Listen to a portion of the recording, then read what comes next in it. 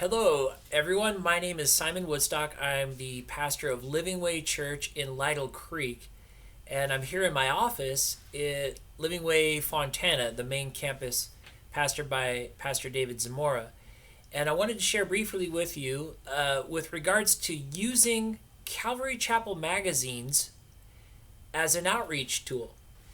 So Calvary Chapel Magazine itself, right, is an outreach tool, but I'm talking about the actual physical copies of the magazine.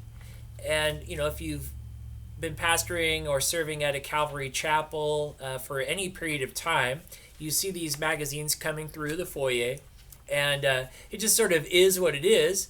Not all of them get distributed, so you kind of have these boxes. My laptop is actually on a box of back issues of Calvary Chapel Magazine, right? And you'll see them, and you kind of think, well, they're older, and the information for the Calvary Chapel parishioners has maybe passed, but people out in community that don't know about Calvary Chapel and its global and local mission, they don't know. They can see what's going on with Calvary Chapel by this. So I'm doing this mobile food pantry up in Lytle Creek, California, where we're delivering food to people in the church and also in community.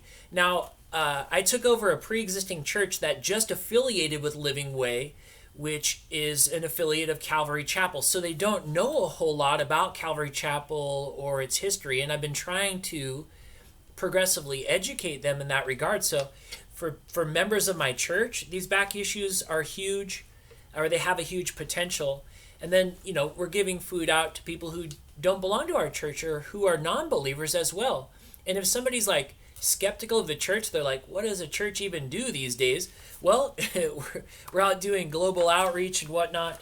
The issue that I put out with the food that I delivered last week is the Emily Brady, right, or Emily Amaya, FRM issue.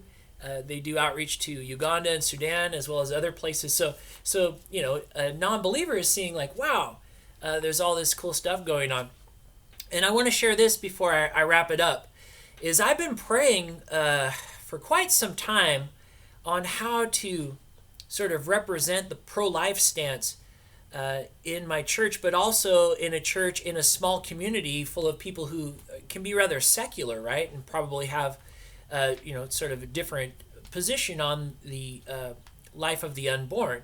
So I've been, off and on praying about that. Well, you'll see here down at the bottom there's an article on Choose Life, right? And so after the fact, I delivered all the food and all the magazines. I'm like, oh, I guess I inadvertently promoted the pro-life position as well through Calvary Chapel Magazine. So right on, that was like an inadvertent blessing there.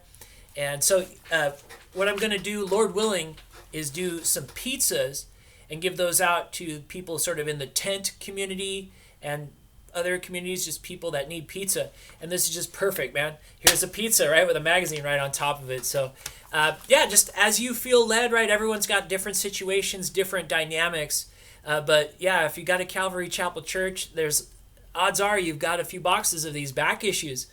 And hey, just get them out there as an outreach tool. So just wanted to share that. That's what's kind of going on with these magazines. I've done that before. I send them out in the mail to people who aren't believers or don't know about Calvary Chapel and what we're all about and what we're doing. So if you feel led, go for it.